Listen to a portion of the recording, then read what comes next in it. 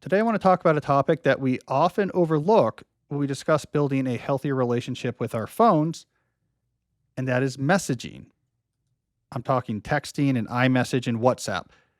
We tend to worry more about flashy apps like TikTok and Instagram, into which we know that billions of dollars have been invested to try to keep us coming back to them again and again. And by contrast, when we think about messaging, we tend to think of that as sort of simple and old fashioned. It's, getting a note from your kid that they need to be picked up from soccer. It's something that we were doing before smartphones existed. Those apps are plain, they're not flashy, there's not a lot of money invested in them. And so we don't think much about messaging. But what if it's not actually something we can ignore? What if instead of being at the periphery of our issues with smartphone addiction, it is actually at our core and we just haven't realized it, sort of like the digital version of Kevin Spacey's character in The Usual Suspects? What I'm trying to say here is maybe texting was Kaiser Soze all along. So these are the claims I want to investigate in today's deep dive. I'm going to let this proceed in 3 acts. All right, so Act 1, I am calling the problem hiding in plain sight. Now, not long ago, I came across a study. Jesse, I don't know if we can put this up on the screen here. Yep. It was published in the journal Computers and Human Behavior. It was written by a group of researchers from the Netherlands. So there it is for those who are watching instead of just listening. As you can see, the title of this paper is sort of innocuous. It's called Modeling Habitual and Addictive Smartphone Behavior, the Role of Smartphone Usage Types, Emotional Intelligence, Social Stress, Self-Regulation, Age, and Gender. It featured a pretty straightforward experimental design. They just surveyed 386 respondents. But what's interesting is what they found in these surveys. And it's going to set up our whole discussion of texting as this sort of hidden driver for some people of excessive smartphone use. I'm going to read you 3 quotes from this study. Quote number 1, people who extensively use their smartphones for social purposes develop smartphone habits faster, which in turn might lead to addictive smartphone behavior. Quote 2, social stress positively influences addictive smartphone behavior. Quote 3, men experience less social stress than women and use their smartphones less for social purposes. The result is that women have a higher chance in developing habitual or addictive smartphone behavior. Those 3 claims, they might be stated sort of simply, but really have in them some really big ideas that I want to highlight for you right now. Here's the first idea we need to pull from those 3 quotes. They're arguing that a big driver of phone use is not just the addictive nature of what you're using on the phone, but social stress, right? This is how this works if you dive deeper in this paper. We are wired to be wary of ignoring or disrespecting other people in our social circles, right? If we go back to our Paleolithic path in which the social circuits in our brains actually wired, if someone in our tribe is tapping us on the shoulder, you better turn around and see what they want. To ignore your tribe members, to hurt your pairwise, or what they would call dyadic social bonds between your tribe members, puts you in danger of not being supported by your tribe members. You could be outcast from the tribe. Your reproductive success is on the line. So we take sociality very importantly. We're wired to be very socially aware. So here's the problem, though. This means when we imagine in the modern context, messages arriving, a text message, an iMessage, a WhatsApp message from people in our social circles, our Paleolithic brain says someone is tapping on our shoulder. Our survival of our genes are at stake. We better answer it. And if we're not, when our brain imagines that communication from our tribe is building up and we're ignoring it, and that this ignoring of it might be creating friction, what's the result? What the researchers called social stress. And that is an acute type of stress. Because we're so social, it's not a very comfortable type of stress to feel. All right, so idea number 2, once you start checking your phone a lot because you worry about social stress, you get in the habit of using your phone for other things. This is a huge concept that comes out of this paper, that it might be the social stress that drives you to your phone a lot, and now you get in the habit of looking at your phone a lot. This is what then allows those flashy apps with billions of dollars invested to make them really sticky and exciting. This is what allows them to then get their hooks in your brain and become a big part of your phone usage routine. In other words, TikTok and Instagram and these type of apps are in some sense potentially monetizing your instinct to be loyal to your friends. So for some people, the social stress from texting is what drives you to your phone. And only once you're there do these other apps then become a part of your routine. And you end up with a more generalized feeling of smartphone addiction. That's backwards to the way that most people think about it, which is texting's not that important, but TikTok's really addictive. We might have that backwards. The third big idea I want to point out from those quotes is that women are more susceptible to social stress than men on average. This is because of just well-known differences in personality type and wiring. So they end up more likely to face smartphone addiction. In other words, there's a sort of unfair technology penalty here for being more socially conscientious. Men are we're more likely to be a little bit more loners, be a little bit more antisocial.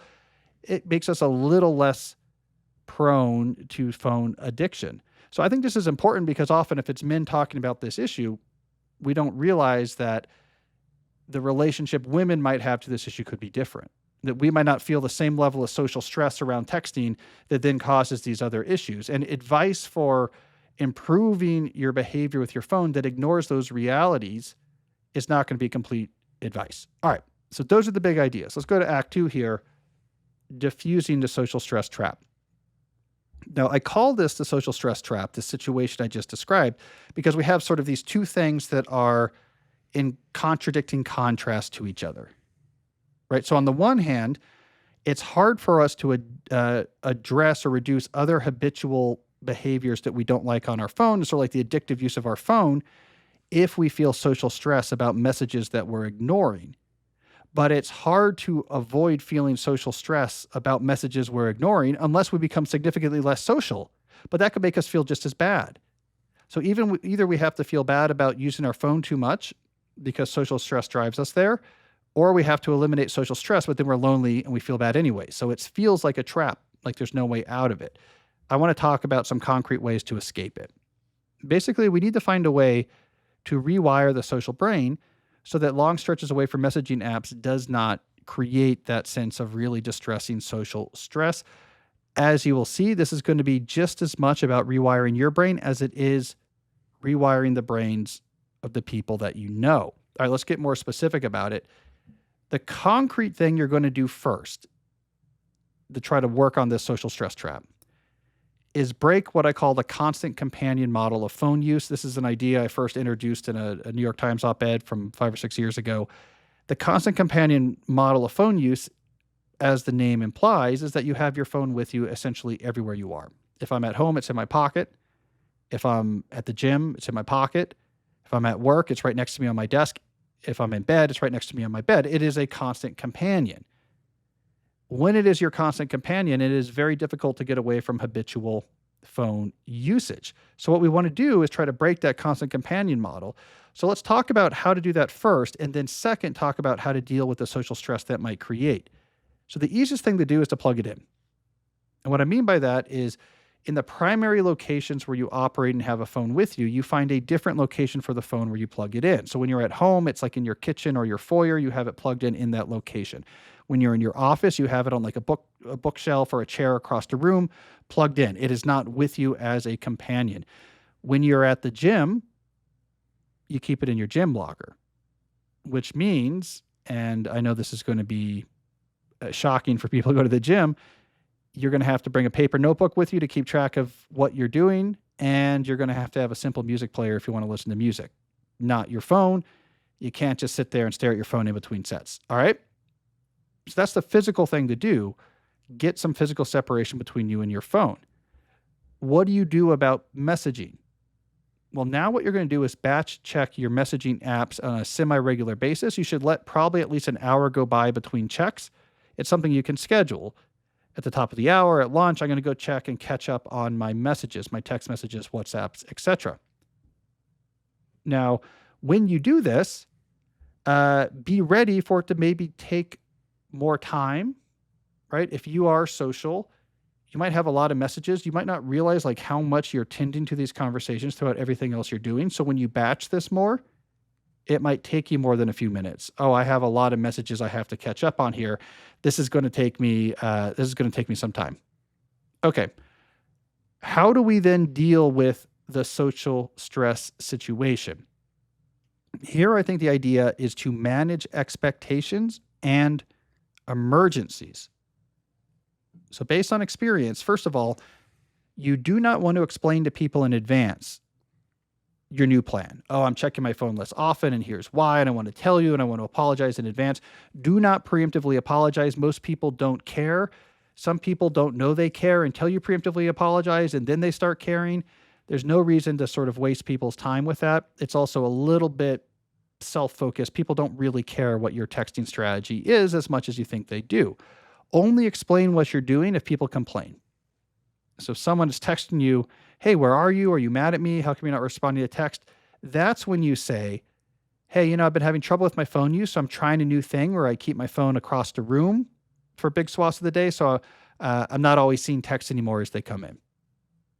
Over time, people's expectations will change. If they hear that enough times from you, the small fraction of people in your circle who care will adjust internally their expectations. Oh, this is someone who doesn't necessarily see text right away, so I'm not going to text and expect to have an immediate response. They just refile that away in their head. There's lots of people who are in this situation. People are completely possible. It's very easy for people to refile in their head your availability.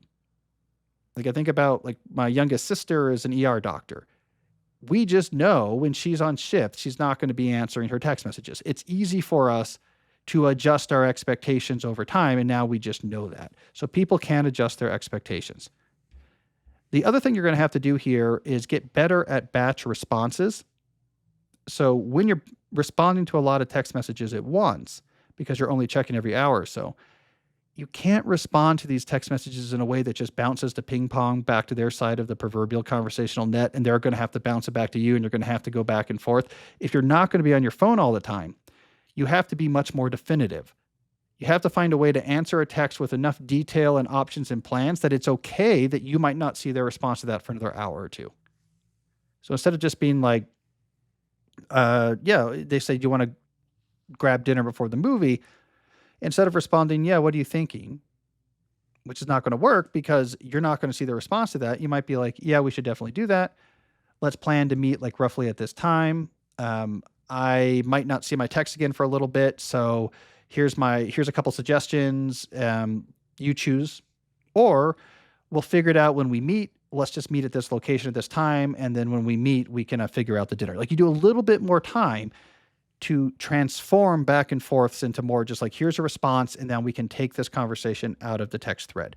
All right, so I said you have to manage expectations and emergencies. What do I mean about emergencies? Well, there's certain things that are time sensitive. An emergency is one of them.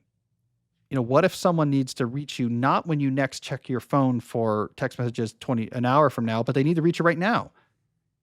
Or what if there is some sort of logistical thing going on, right? I need to hear from my kid when practice is over. And I don't know when that's going to be. They're just going to text me when it's over, right? How do we deal with emergencies? This is often the thing that prevents people from batching or changing their texting or messaging behavior as they worry about logistics, time-sensitive logistics, or emergencies. Don't let the existence of these force you back completely into a constant companion model. There's a couple things here you should do instead. For example, set up a custom do not disturb mode that allows text from a certain number of whitelisted numbers to still come through. If your kid's at sports practice, you can have a do not disturb mode in iOS that allows their text messages to come through. Now, they're not going to be texting you a bunch of stuff because they're at practice, but their text will come through when practice is over. So then you can have your phone's ringer on, still across the room, but you'll hear a text sound when they text you, and it's like the only text sound you'll hear because everyone else, it's in a do not disturb mode. Do the same thing with calls, right? Tell people, if there's an emergency, call me. And that really works. In my book, A World Without Email, I call those an escape valve strategy. If people know there's a way in an emergency they can get in touch with you, now it's high friction. They wouldn't normally do it, but they'll call you if there's an emergency. They feel better and you feel better. Because you say, I'm not taking something off the table. If there truly is an emergency, if my parent has an accident and is going to the hospital, people can call. Most people don't call me normally, but they can call and I have my ringer on. And I'll be able to hear a call. And so I don't have to worry about emergencies. So if you're a little bit careful, you can have something in place for emergencies and logistics that doesn't just let you go back to like, I better just have my phone with me all the time, engaging in conversations with anyone that I see. All right. So my argument is if you manage expectations and emergencies, breaking the constant companion model of your phone is going to be long-term is going to reduce the social stress you feel to check it as you get a sense of emergencies are handled. People's expectations have shifted over a period of a couple months. They understand it now. And I'm getting better at texting back to people so we don't need back and forth. Your social stress will die down. It will be pretty easy not to have to check the phone often for text. When you don't have to check it for that, it's much easier to deal with all the other habitual uses as well. So all of these things are tied together. All right, the third act of this discussion, there is a couple nuances I want to mention. In fact, I have three in particular I want to mention because there is some care that is needed when dealing with these issues with messaging. Nuance number one, people worry, if I'm less available like this, does this make me a worse friend or a worse sibling or a worse child? Is it because this ongoing back and forth digital conversation can feel like connection? I'm in these constant conversations with people I know on text messages. Doesn't that mean we're really connected? Our brain, however, doesn't really think so. We don't know what digital text-based communication is. We don't recognize that as social. It's not really strengthening your connection. It's just on paper, you feel like maybe this makes me social. So the solution here is with the people you really care about, couple this shift away from constant companion texting with reinvesting new time into in-person analog interaction with that person. Yeah, I don't text all day anymore, but we should start going on a hike every Wednesday morning. We should have a phone call. I'm going to call you for my commute twice a week. We should just check in, right? You have a more analog way of communicating and you emphasize that. So it's like a trade-off. I'm trading off this social snacking sort of lightweight connection for something that's more meaningful. I'm actually going to feel more connected to people. And if you do that at the same time that you cut back to constant companion model that has you on your phone all the time, that'll make a difference. All right. Nuance number two. What about extenuating circumstances? Something's going on where you have to be on your phone, right? There's your parent is going to the hospital, your siblings are on this text thread, one is there, you're trying to handle logistics and like it needs to happen over text. What do you do in that situation? You get on your phone. Yeah, there'll be extenuating circumstances. That's okay. We're just trying to change like your normal relationship with your phone, your average case. Go easy on yourself. The key thing here is changing your relationship to this messaging. It's not like the alcoholic abstaining from alcohol, whereas you really can't go back to this at all. You don't know what's going to happen. It's not like that. If you need to be on your phone for an afternoon texting because of something that's going down, that's not going to necessarily make you back into a constant companion texter. You can just go back when you're able to your default. All right, nuance number three, if you're a parent, this is not just about you. It's also about what your kids see. This is the problem with the constant companion model of the phone driven by texting is, as the parent, what I'm doing on this phone is actually somewhat noble. I'm making logistics for the upcoming carpool. I'm checking in with friends. Like, this is all good stuff. I'm not on TikTok. I'm not doing the stuff I don't want my kid doing on the phone. This is like meaningful, good old fashioned, like adult communication. Your kids don't know that. They just see you're looking at your phone all the time. And now you're normalizing to them, regardless of what they say, see what they do. A phone is something to be using all the time. It's something very desirable. Look at all the attention it gets from my parent. So when you break the constant companion model and stop doing communication all the time on your phone, your kids will see that you're not on your phone all the time. It will be modeling to them that the phone is a thing you go and use where it's plugged in when you need it, but it is not a companion that's with you all the time. So this is not just about you. All right, so when it comes to our ongoing efforts to reform our relationships with our phone, this might be one of the trickiest and most overlooked areas. Messaging is a huge driver of habitual and unhealthy phone use, and it is so hard to shake because social stress is something we hate. But we can get around it if you understand what's going on. You can find ways to change your relationship to messaging that will over time change the expectations of the people you know. You can get away from constant companion checking without having to feel social stress. And if you do this, it really will. This is a classic digital minimalism move. Will really improve your relationship with your phone. Not everyone has this issue, but a lot of people do, and I think it's often ignored. So I was happy to have an excuse to talk about it. Now, the irony of this, of course, is this entire time that I was talking, Jesse's just been like texting me inane things. So, Jesse, I don't think you understood. I don't think you understood the point of this. Follow-ups. Yeah. One thing that happens, like say you're doing the batching method and you said, all right, in your working memory file, like text so-and-so, and then you go to text so-and-so, and then you see like 3 other texts. Is there a way that you know of I mean, sometimes I go into the contacts, but I rarely do this, like where you pull up the contact and just text them so you can't see other people's texts? If you're, I mean, maybe. Yeah. Maybe. But if like you're batching, it doesn't really matter, I guess. But if you're batching, it doesn't really matter. Like the point is you're like, I'm wading into a lot of stuff right now. And I'm going to try to fight my way to the other side. But I'll tell you what, though, here's the advantage of waiting is a lot of stuff gets worked out before you get there. Like if I had answered this initial text on this text group, I would have been in the mix of it. But because I waited an hour, like they kind of figured it out. And so it actually, a lot of the stuff you might not have to actually answer. And other stuff you might just say, I'm just not going to answer it. That's another expectation thing. Yeah. Is on your group threads, like don't always answer. Mm-hmm. And it just changes the expectation. You chime in when you can, but you don't chime in all the time. And that takes a lot of social stress off the table as well. And then for other like non-group text or whatever, do you delete text or do you just keep a long thread history of text? I guess I just keep a thread history. I mean, I'm bad at my phone. I don't know how to delete a text, so I'm going to say no. Got it. Probably not. Yeah. I mean, there's a lot of like more complicated things you can do, but I'm like, just check it less and manage expectations, and it works itself out. Mm-hmm. All right. Well, we got a bunch of good questions coming up, but first, I want to briefly hear from a sponsor. So here's the thing about being a guy. When you're young, you don't think about your skin. You can spend the summer in the sun, basically just like once a week or so, cleaning the grime off your face with a Brillo pad and some Axle grease, and you're still going to end up looking like Leonardo DiCaprio in Growing Pains. Jesse, as you know, I only use the most up-to-date references in our ad reads. Then one day you wake up and suddenly you look like a grizzled pirate captain.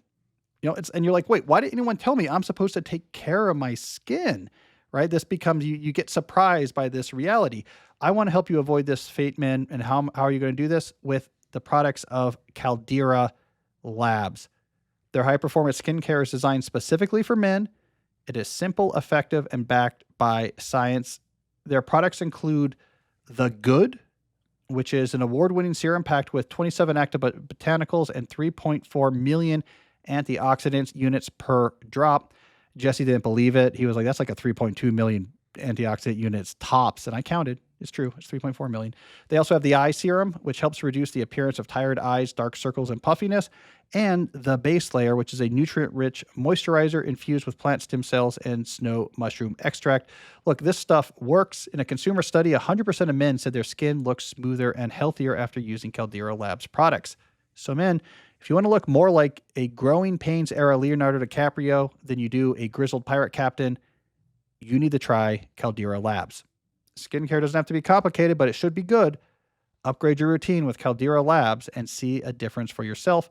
Go to calderalab.com/deep and use deep at checkout for 20% off your first order. So that's Caldera Lab, CALDERA lab.com/deep and use that code DEEP. I also want to talk about a product that we just recently started using here at my media company, and it's been a game changer. That is Miro, M-I-R-O. Miro provides your team what Miro calls an innovation workspace, which it's like a shared bulletin board that you can zoom in and out of, so you can sort of build it out endlessly and zoom in and out of where you want to go. And on this board, you can put any sort of information. You can put sticky notes, you can put tables, you can put links and images and arrows pointing between different things and so much more. Here at my company, we use it to build our schedules of upcoming podcasts and newsletters. So we have a table of ideas for these by date, but then off to the side, we have all sorts of like sticky notes and pictures and ideas and arrows connecting back and forth to them. You can even directly embed Google Docs into this. So my scripts or the newsletters will embed them straight into Miro, so you can just jump in and read it right there. It's been incredibly useful for us, and we're only using some of the features. Miro has been working more recently to directly integrate AI-powered tools into this product, which is making it even more useful. You can now, for example, and this is cool, take an idea from a sticky note on a Miro board and have AI turn it into a diagram or use it to populate a table. You can auto-generate headline ideas mixed with your text. Like, all this is built right into the Miro tool. You don't have to leave the workspace, no switching tabs to an AI tool. It's all integrated. Jesse, you probably remember that before we used Miro, our method for keeping track of podcast ideas was to chisel notes into giant stone slabs. Now, I'm not sure why I listened to you about that. You used to tell me, I remember, it's so durable. Like, these will last for centuries. But Miro, now we can put those chisels away. We got something that works much better. So help your teams get more done, or not just get more done, get great done with Miro. Check out Miro.com to find out how. That's Miro.com. All right, Jesse, let's move on to some questions. All right, first question's from Michaela. I have an administrative sales role involving routine tasks like emailing clients and reviewing campaigns. It's monotonous. How can I structure my mornings if I don't have 2 hours for deep work? Well, I got a couple questions here. Follow up. One, what are you doing deep work for? Concentrating for the sake of concentrating doesn't do anything. Deep work is useful if you have a particular professional task that will benefit from such focus, and then you want to make sure that you're giving it to it. So to me, your problem might not be one of scheduling, but one of evolving your job to find a way to take on some responsibilities from which deep work will help. Once you have, hey, here's the thing you want me to do. This is valuable for the company, but it requires deep work to do it well. Now you have something to fight for. Now you can go back and say, hey, I don't have time, the uninterrupted time to do this well. Like, so let's put aside 2 hours a day that's protected. Let's not start my day at this time. I'll do communication in the morning, and then the afternoon is deep work. However you want to work it out. Once you have a particular thing that clearly benefits from concentration, you can then fight for that concentration. But if you're thinking about deep work abstractly, like, I should just be doing deep work, concentration is good, my job is distracted, that's not going to help.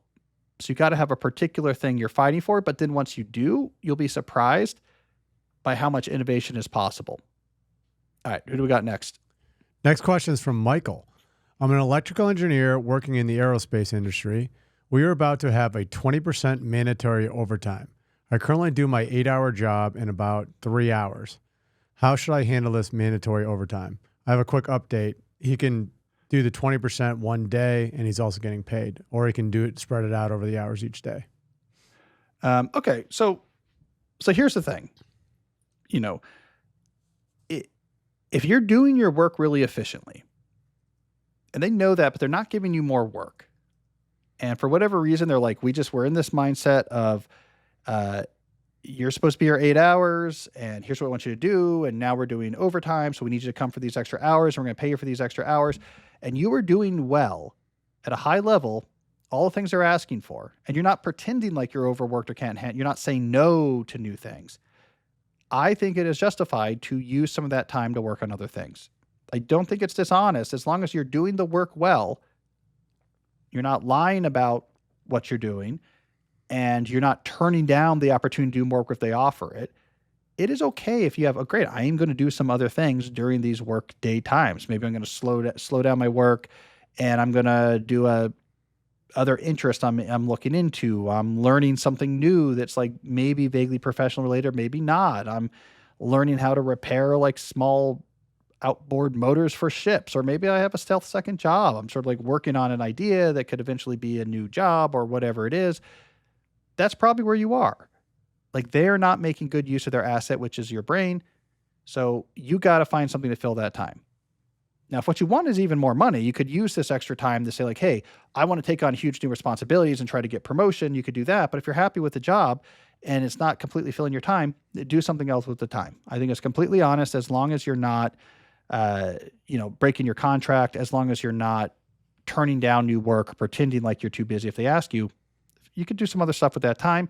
This just happens in knowledge work because knowledge work is not like cranking a wrench on an assembly line where this is what you're doing. We can watch you do it, and we want you to do it for this many hours. We're paying you for this hours. Knowledge work, as I talk about in my book, Slow Productivity, it's up and down. There's intense period and non-intense periods. Some things happen faster than others. It's difficult to know who's working on what or how it's actually unfolding. So you have extra time. I say you can enjoy that. All right, who's next? Next up is Natasha.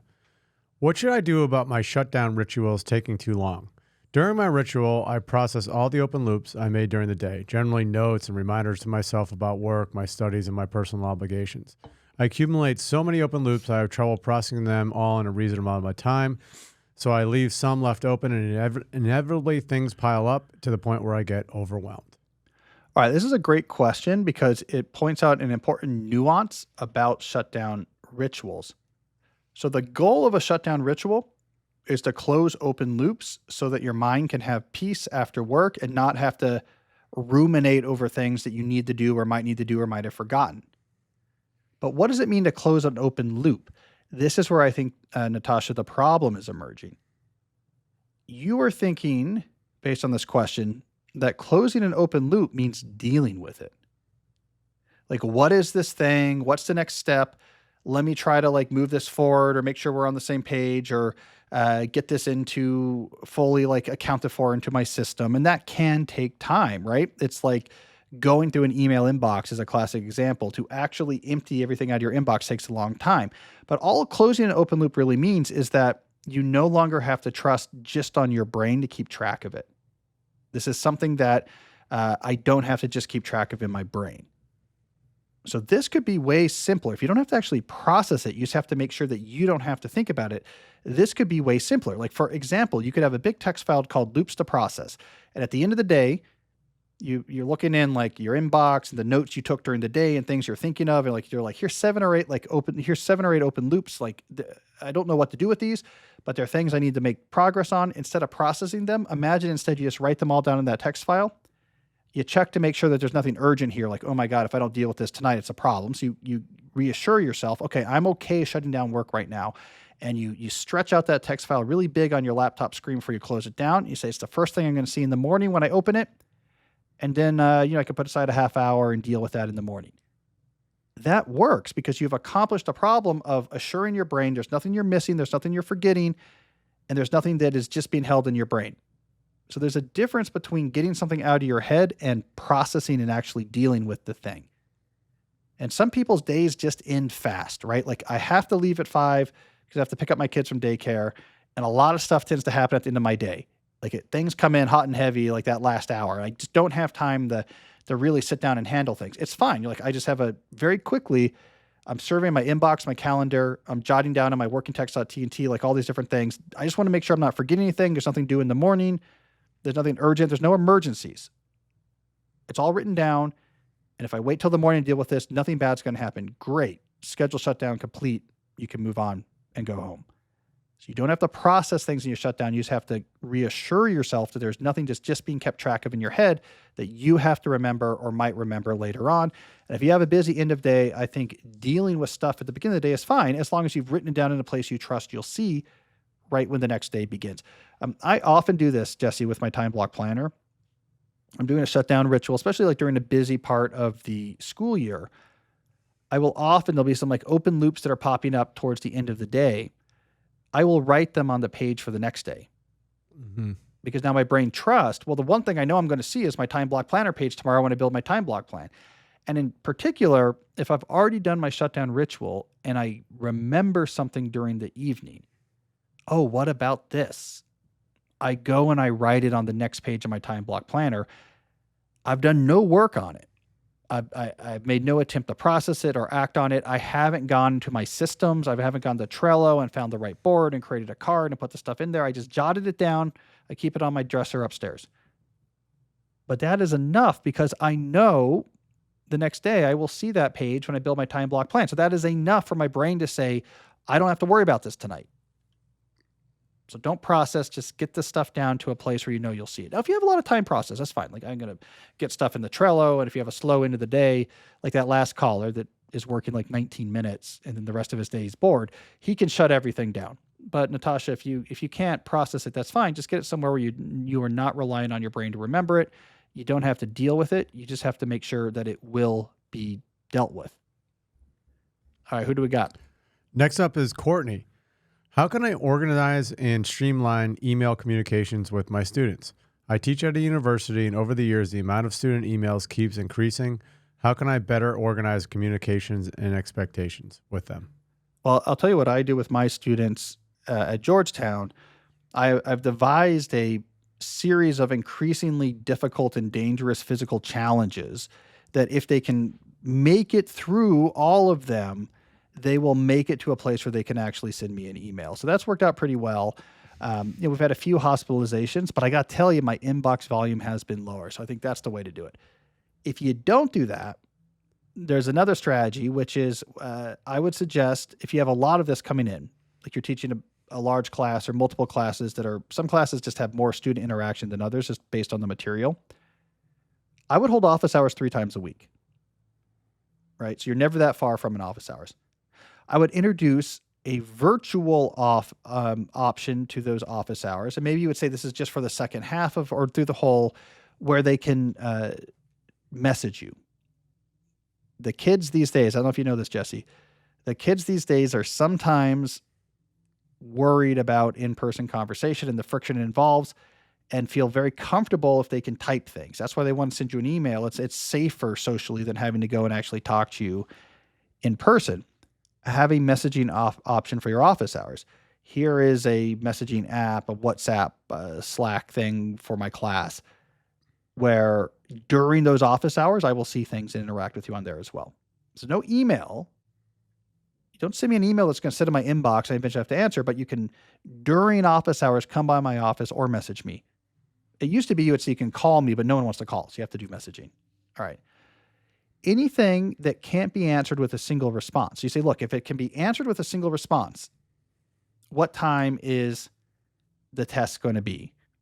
Can you assign this thing, right? If it's not something you can answer with a single response, you say, this is for office hours. And when they email you anyway with something that just can't be answered with a simple response, needs some back and forth or whatever, some extra work, you say, bring it to my next office hours. You can make it virtual in person.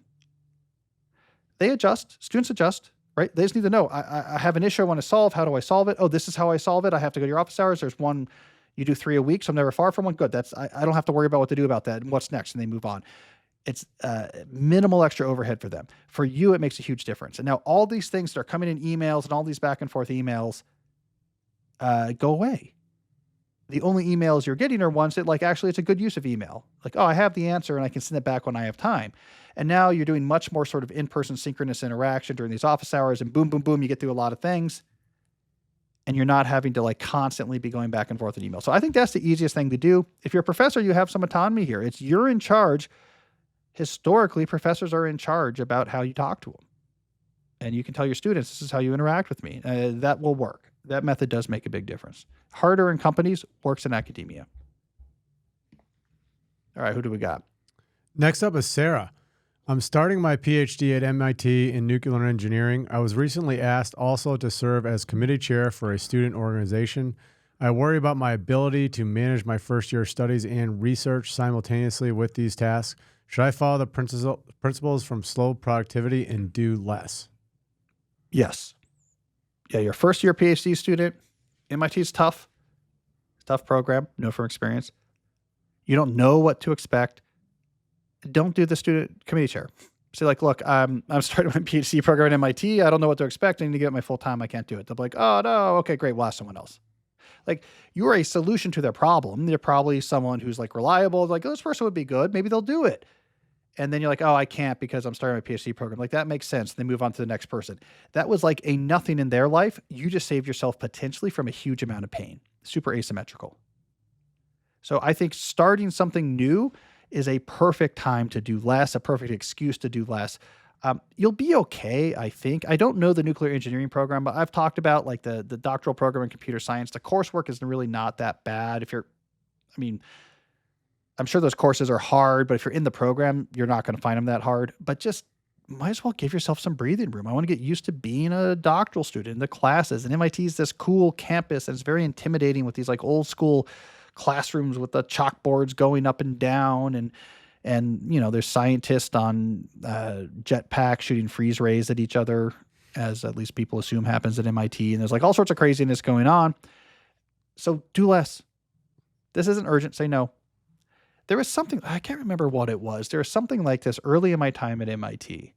I saw a program, and I don't remember what it was, so I apologize for that. But it was some sort of extracurricular, whatever, and they were looking for students, grad students, to be a part of some sort of pilot program or whatever. And I had this moment of inspiration where I was like, oh, this sounds cool.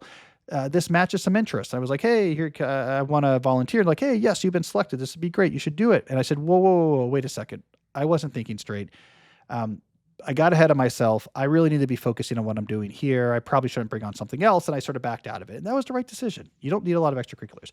Now, here is a warning I want to give to you and any sort of graduate student. There is something I call graduate student overload syndrome that you have to be very wary of, particularly if you're a doctoral student, because here's what happens. If you're a doctoral student in a lot of programs, your friends of that age have normal jobs. And they're probably smart if you're going to like MIT or something, so they have hard jobs. They're all like lawyers and bankers. And they're talking about like how much they're working and how hard it is. And let's be honest, being a graduate student is kind of a fake job. It's hard in certain ways, but it's also you're rolling in at 11 and you have all this sort of flexibility. Some new graduate students get uncomfortable. Like, I'm not doing enough stuff. I feel like I'm not somehow using my potential. And so they overload with a bunch of extra. I'm going to be on the graduate student committee for this and the student government. I'm going to do this. I'm going to do that, because they find comfort in busyness. It's pseudo productivity writ large. I want to be doing a lot of stuff. So I feel like what I'm doing is worthwhile. This is hard and I'm busy, but that's not how graduate school works, because it's an academic intellectual pursuit, and academic intellectual pursuits need space and they need time. And sometimes you need to just spend hours and hours trying to figure out a problem set problem or trying to make sense about an experiment. You are not supposed to be busy when you're training your mind to do things at high levels. So you have to make peace with this idea of, I am not busy in a traditional sense, and yet what I'm doing is still hard and important. So be worried about graduate student overload syndrome as well. But short answer, don't do the committee chair. At least that'd be my advice. All right. Do we have a call this week, Jesse? We do. All right. Let's see if we can make this work. Hi, Cal. Clemens here, longtime listener, love all your books and read your newsletter, listen to every podcast episode. Quite some time ago, you introduced the general household chores task list as like a separate piece from your general Trello boards. You mentioned you were experimenting with that, so I am curious how that experiment has been going. If you had any additional tweaks and insights to it, or if you have discarded it altogether for something new. Household chores are a constant source of interfering with my attempts at a deep life, so I'd really be grateful for additional insights and tips there. All right, good question.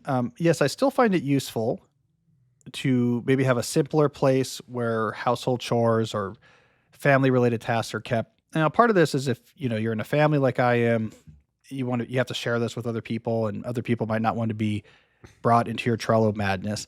But there's two other things I find in general are helpful when it comes to sort of the never-ending crush of there's just stuff that needs to be done around the house and for the family or this or that.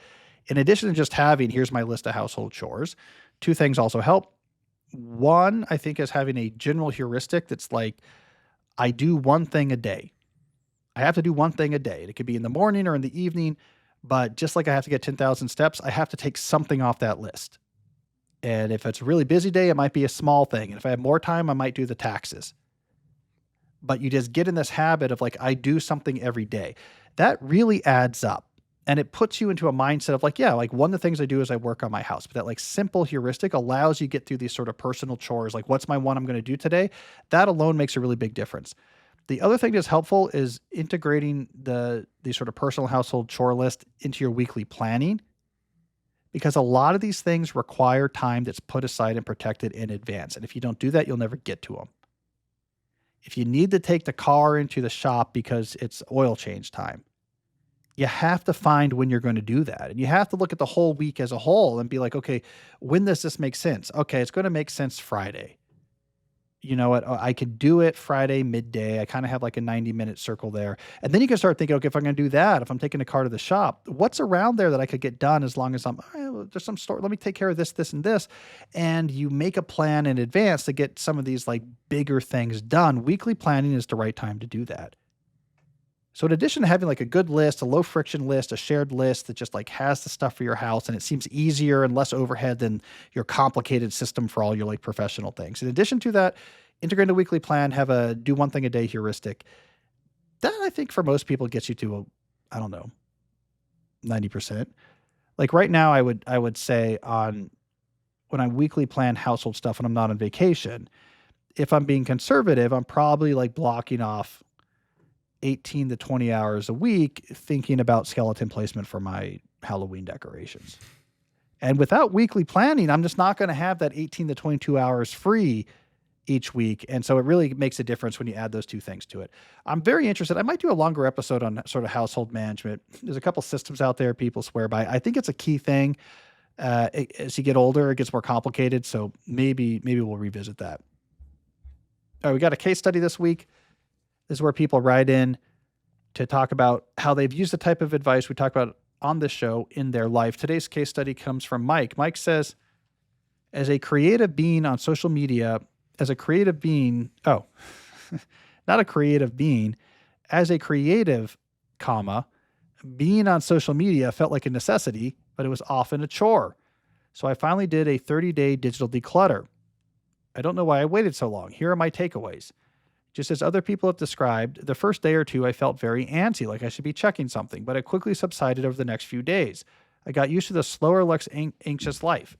I felt like I had more time in my day because I did. I realized how little value I actually got from being on social media. I started to enjoy physical conversations with people as I knew I didn't have social media to check on their lives. And just as you said, no one even noticed I wasn't on social media that month. As an unexpected benefit, I started making decisions faster and with more certainty. I stopped letting folks on Instagram tell me what to do. Now that the 30 days have ended, I'm going back to establish rules for future social media use. Well, I love this, Mike. Great digital declutter where you step away for 30 days, aggressively focus through reflection and experimentation on what's more meaningful. And then when you're done, say, what do I really need in my life? What did I really miss? And what are my new rules going forward? So I'm glad you had some success with that. Really consider, now that you are trying to decide what are my rules for social media going forward, really give the null hypothesis. What if my rule is doing no social media still? Give that a good look. Like you said, it was fine.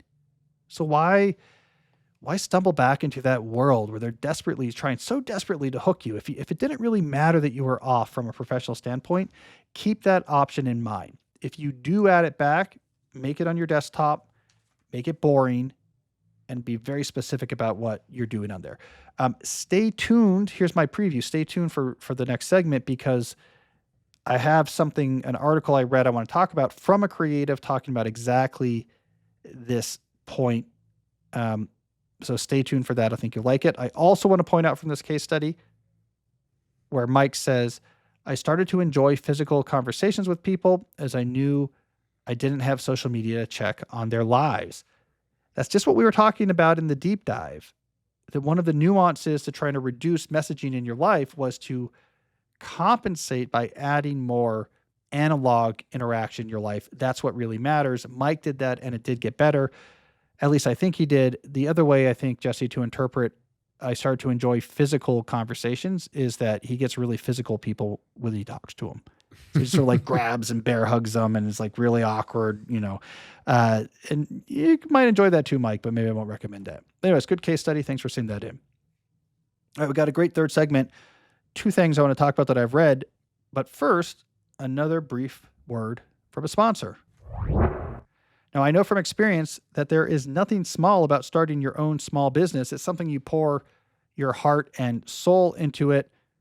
In running my own media company, for example, I would estimate, and Jesse, I think you can confirm this, that in an average year, I probably dedicate around 10 to 100,000 hours just thinking about skeleton acquisition. That is true. more or less, right? So if you run a small business that sells something, whether online, in person, or both, the commerce platform you need is Shopify, a company that understands small business because they were once one too. Shopify's point of sale system is a unified command center for your retail business. It brings together both in-store and online operations in up to 1,000 locations. Imagine being able to guarantee that shopping is always convenient, endless aisles, ship to customer, buy online, pick up in store. All of this is made simpler so customers can shop how they want, and the staff have the tools they need to choose to close the sale every time. And let's face it, acquiring new customers is expensive. With Shopify POS, you can keep shoppers coming back with personalized experiences and first-party data that give marketing teams a competitive edge.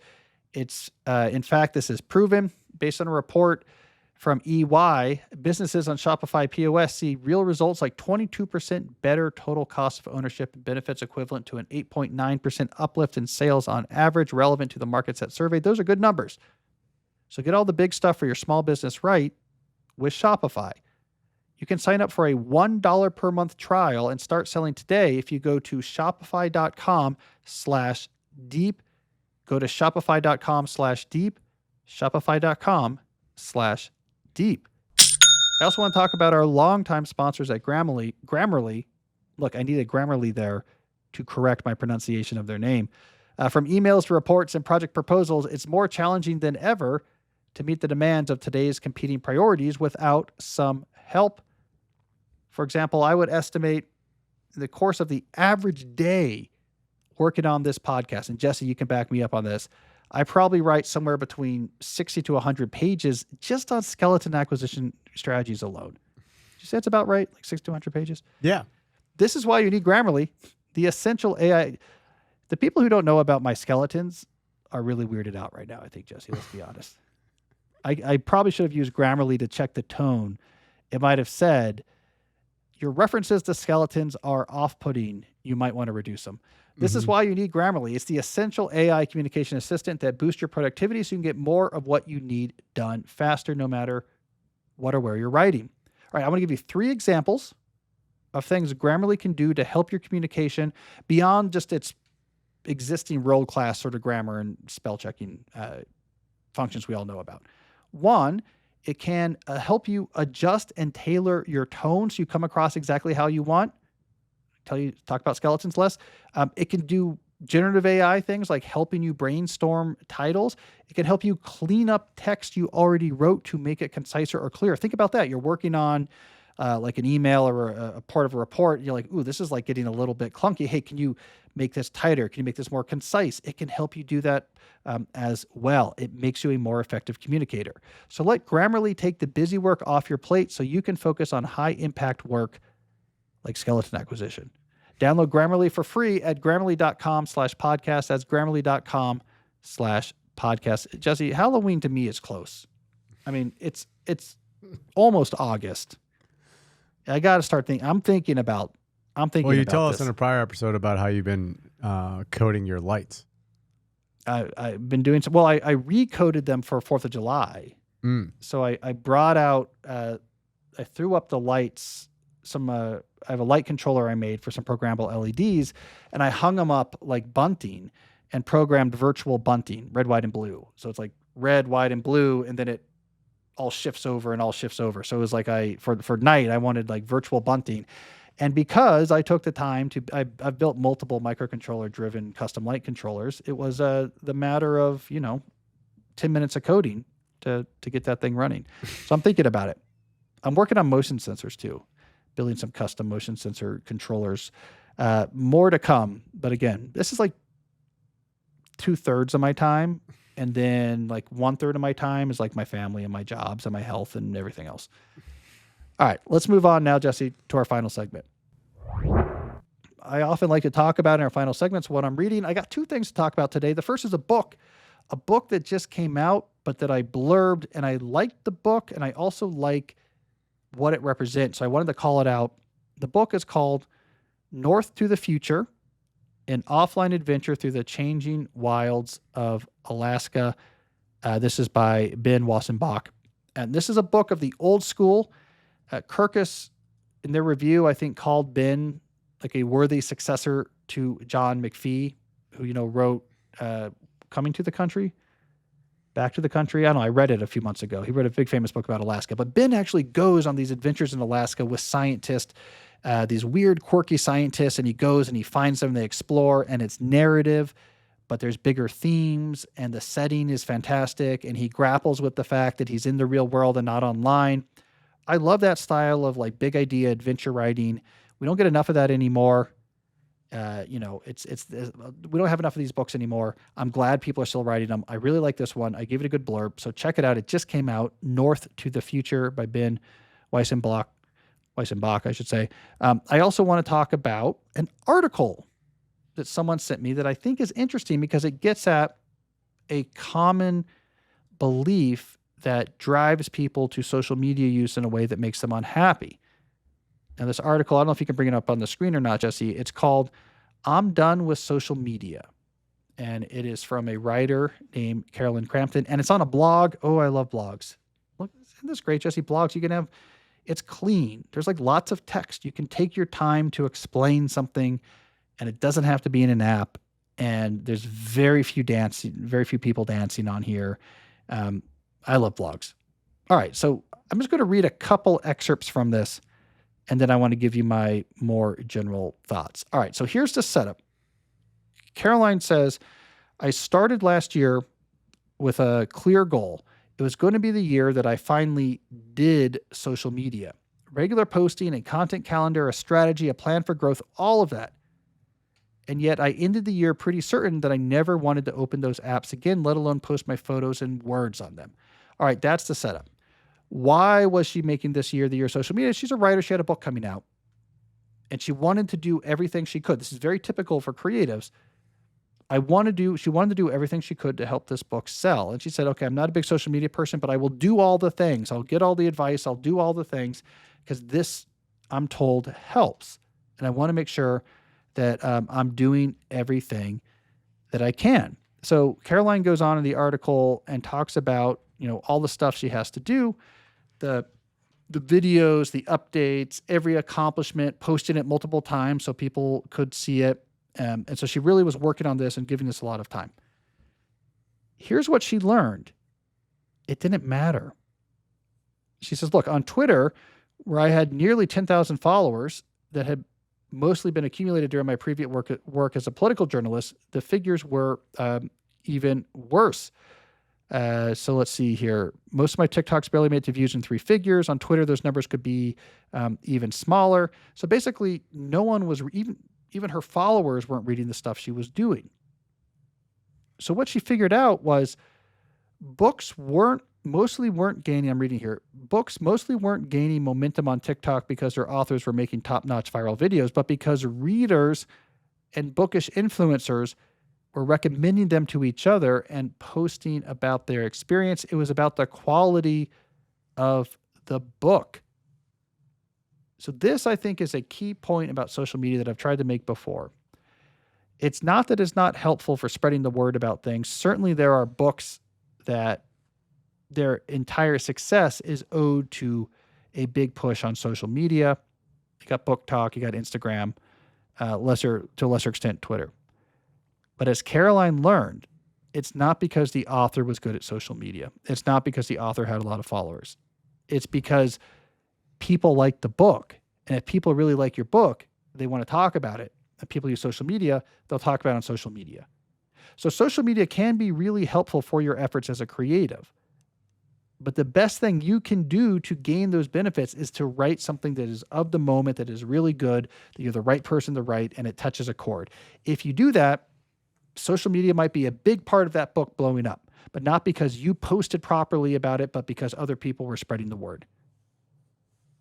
But in the end, what's going to matter, and this is a key idea for my book, Slow Productivity, is the quality of what you do. So I like Caroline's experience. I often say social media has helped a lot of my books sell. It's just not for me posting on it. It's other people posting about it on those mediums as well. So it's a good nuance. I've mentioned it before, but it is worth emphasizing again.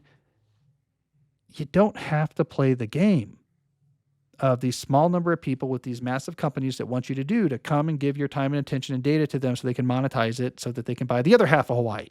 You don't have to play that game. The whole history of social media has been one argument after another about why you have to use their weird product. It was, you won't know what's going on with your friends. You'll be isolated. Then it was like, this is where clubs talk and you're not going to be able to be a part of organizations. And now it's like, you can't have a career or be a successful creative. It's always one thing after another if you're not on these apps, which if you think about them objectively are really weird. It's all these weird rituals of how you put things on there and type about it. And you have to like do the vertical video and not the horizontal video. And you have to do this and that and all these weird sort of cultish rituals. It's essentially the sort of modern digital version of I'm making a burnt offering at the Near Eastern altar. It's kind of the same type of thing. If we do all these sort of things and shake the rain stick just right, then I'll be spared being attacked by the monster, right? It's weird and it's kind of arbitrary, and maybe it feels good in the moment and it's very distracting. But good work sells because good work sells. And if people have new places to talk about good work, they'll talk about it on those new places. When magazines came around, they helped sell books. It was a new way to sell books. Why? Because it was a place where people could write about books and talk about books and help books take off. Not because the author's like, I'm going to write a bunch of articles in magazines about my own books, but because there was a new place people could write. Radio could help sell books when radio became a big thing. Not because authors were like, I will go on the radio and talk about my book, but because there's shows that talk about books and they would talk about your books. Like the idea is new communication mediums might help people talk about stuff that's good. Your job as a creator is still to produce things that are good. How people are talking about it doesn't necessarily matter a huge amount to you. So anyways, I like that article. It's Caroline Crampton. Check it out. She has a whole long thing about the experience. Every writer or creative should read it. But my bigger point here again is there's always some reason we're being told why we have to be looking at these weird, shiny digital baubles. And it's okay at some point to be like, I'm done here. Until you come back and say, you're going to make, you're going to make hundreds of thousands of dollars of this without too much work, or this is what's going to keep your pacemaker running. Until it's like that compelling, like I'm kind of done hearing from yet again why like I need to be using these things, right? Give me a good reason. Until I have it, I'm going to be moving on. So I appreciate that article. And I love that it was on a blog, just a simple blog. Some technologies are the best. All right. Oh, look at this. We have an update here. About Hanson. Oh, that was just for, you can read it. I'm curious though. Yeah. Did I imply that the band Hanson, now I'm trying to remember because we got an update. Someone sent us an update to say all the brothers of the band Hanson are alive and well.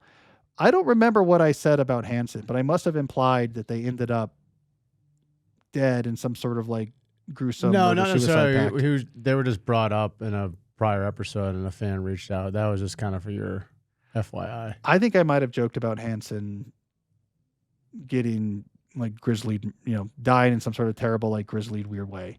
So this is my, I don't remember what I said. I'm glad to hear that Hanson is alive and well.